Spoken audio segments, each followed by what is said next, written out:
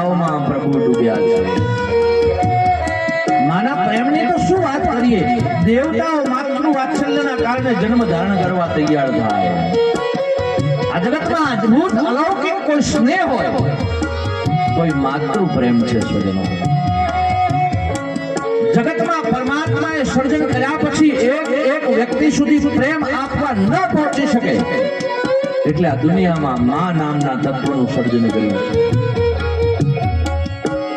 માતાની હૃદયના ભાવથી જે સેવા કરે છે, મા બાપની જે સેવા કરે છે સ્વજનો, આ જગતમાં જેણે મા બાપને સેવ્યા છે ને એને જગતના કોઈ તીર્થોએ જવાની જરૂર નથી.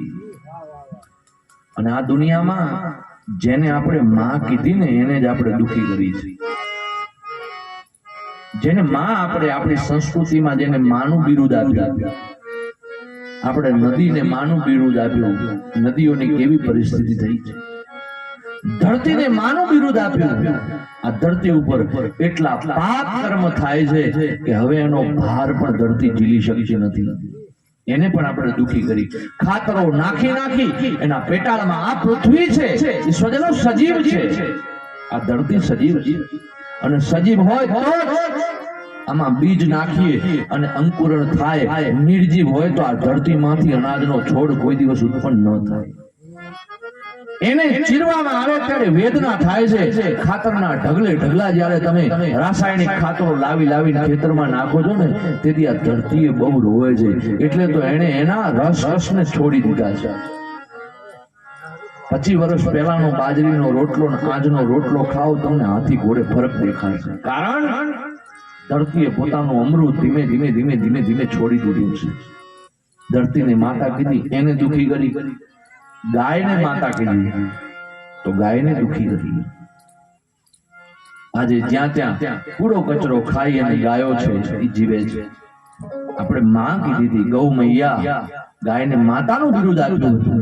33 કરોડ દેવતાઓનો જેમાં વાસ છે, જેના ઘી દૂધ ખાઈ અને આપણી પેઢીઓ આપણી મોટી થઈ, આપણા વડવાઓ જેના ઘી દૂધ ખાઈ અને મોટા થયા, એ જ ગાયને આપણે આંગણેથી છોડી મૂકી છે. દૂધ ઉત્પાદન માટે આપણે ભેંસો લાવીને બાંધી દીધી છે. સ્વજનો, દૂધ ઉત્પાદન કદાચ ગાયનું થોડુંક ઓછું હોય, એનો ભાવ થોડોક ઓછો આવે, પણ તમે વર્ષનો સરવાળો મારજો તો જેટલો ખર્ચો ભેંસનો કરવો પડે એટલો ગાયનો નહીં કરવો પડે. અરે જે ઘરે ગાયનું ઘી અને દૂધ ખવાતું હશે એ ઘરે વર્ષનું દવાખાનું ઓછું આવશે.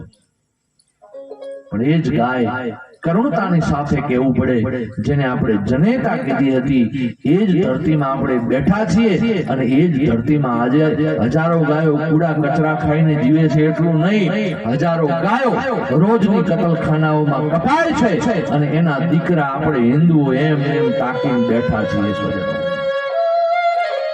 જ્યાં સુધી આ ધરતીની ઉપર ગાયના રક્તનું ટીપું પડવું બંધ નહીં થાય ત્યાં સુધી આ સમાજમાં આવતી અનેક મુશ્કેલીઓ છે ક્યારે બંધ થવાની નથી. સ્વજનો સાંભળી લેજો, નદી હતી એટલે આપણી સંસ્કૃતિ હતી. નદીઓનો નાશ થયો, આપણી સંસ્કૃતિનો નાશ થયો. એમ ગાયનો નાશ થઈ જશે તો આ દુનિયામાં કાંઈ જ બચવાનું નથી. કારણ ગાય છે તો આપણે છીએ. એટલે મારી વ્યાસપીઠ ઉપરથી નમ્ર વિનંતી છે, પશુપાલન માટે ભેંસો 20 નહીં, 25 નહીં, 50 રાખજો, પણ ઘરે ખાવા માટે એક દેશી ગાય જરૂરથી લાવીને બાંધજો. એના ઘી ને દૂધ તમે ખાશો ને તો તમારા છોકરાઓની બુદ્ધિ દિવ્ય બનશે, તમારા ઘરનું દવાખાનું છે ટળી જશે. અને ચોથીમાં આપણા ઘરની જનતા જેની ભૂખેથી 9 માસ જેને આપણો ઉદરમાં ભાર વેઠ્યો હોય, સુકામાં સુવાડી આપણને ભીનામાંથી સુકામાં સુવાડ્યા હોય, એ જનેતા જ્યારે ગરડી થાય પછી સંતાનોને ખૂંચવા લાગ્યા છે. મા બાપ બેયની વાત અડતું પડતું તીરથ છે. મા બાપ, સ્વજનો, યુવાનો, વડીલો મા બાપની ખૂબ સેવા કરજો. મા બાપ જ તમારા સાચા તીર્થ છે. એ રાજી હશે તો આ જગતના દેવતાઓ રાજી થશે, બાકી હજારો પગલા ચાલી ચાલી અને કદાચ તમે કોઈ માતાજીના ચરણમાં જશો ને તો એ માએ એમ કહેશે કે પેલી તારી ઉંબરા વાળી માં છે એને તું રાજી કરતો આવ, પછી હું તારી ઉપર રાજી થઈશ, ત્યાં સુધી હું રાજી નહીં થાઉં. ઘરની માં આંગણામાં બેઠી બેઠી સંતાનના ત્રાસથી રડતી હોય અને આપણે જગદંબા જનેતાના જનનીના શરણોમાં જઈ જઈ માથા મૂકતા હોય એનું ફળ આપણને ન મળે. માં તત્વ ही ऐसा है છે. આ જગતમાં દીકરો ભલે ગમે એવો કુપાત્ર પાકે પણ માં કદી કુમાતા નથી થતી. સંતાનો ગમે એટલો ત્રાસ આપે, માં ઘરના ખૂણે બેસી છાનું છાનું રડી લેશે પણ એ દીકરાને કોઈ દિવસ દુખી નહીં થવા દે, કારણ માં તત્વ જ એવું છે. એટલે કવિ બોટાદ કરે કહ્યું છે, મીઠા મધુ ને મીઠા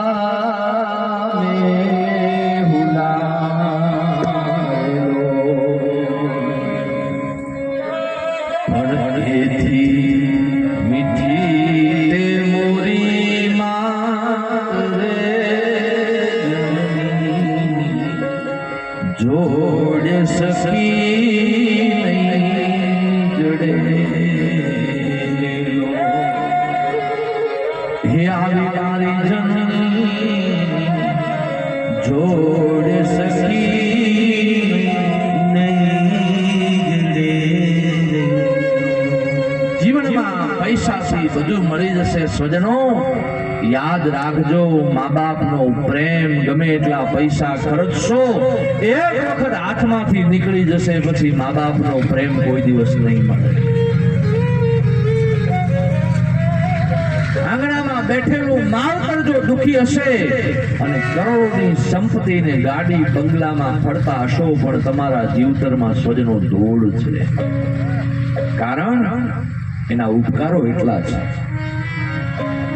બાપ પણ એવો છે, પોતાના સંતાનોને સારા કપડા પહેરાવવા માટે 12 કલાક ધગધગતા તડકામાં તાપમાં કામ કરી ફાટેલા કપડા પોતે પહેરશે પણ પોતાના સંતાનને ફાટેલા કપડા કોઈ નહીં પહેરે. સ્વજનો, મા બાપની ખૂબ સેવા કરજો. આંગળી પકડીને આપણને આંગણું દેખાડ્યું છે. આંગળી પકડીને મારા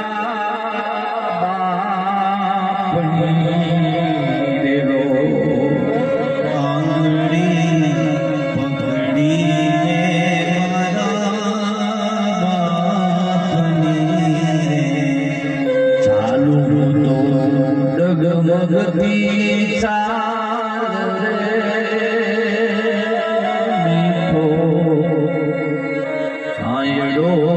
તે મારા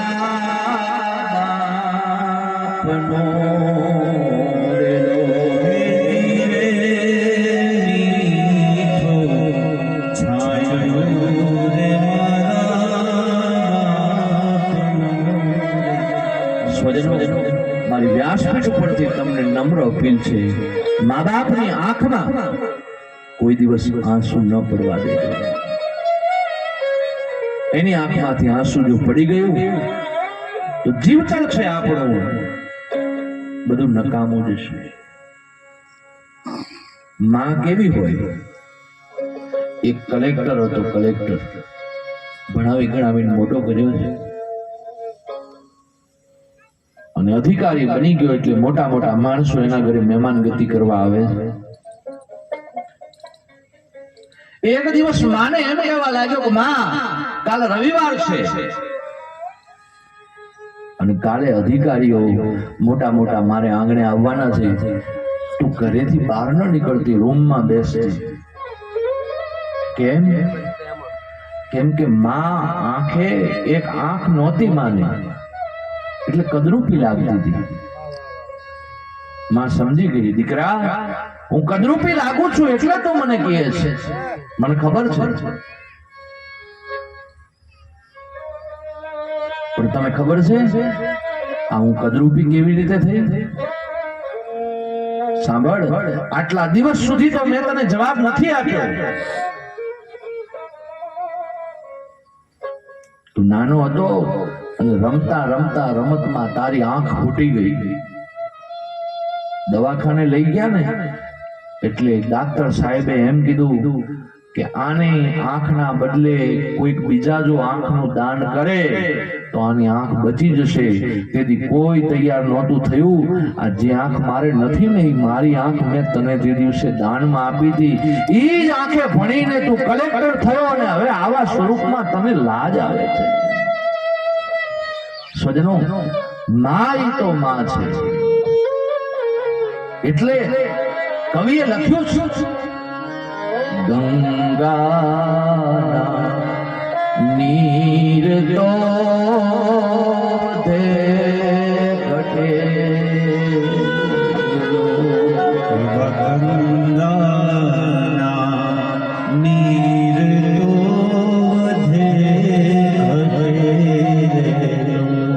પણ સરખો એ માના પ્રેમનો પ્રવાહ રે મારી જન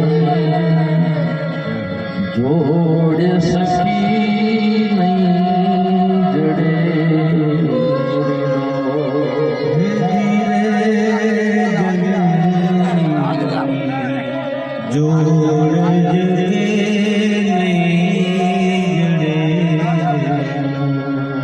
જ્યાં સુધી મા બાપ હયાત છે ત્યાં સુધી હયાત મા બાપની સેવા કરી લેજો. સ્વજનો, અત્રે અનસુયાજીની કથા કહી અને પછી સુખદેવજી મહારાજ પરીક્ષિત રાજનને દક્ષ યજ્ઞ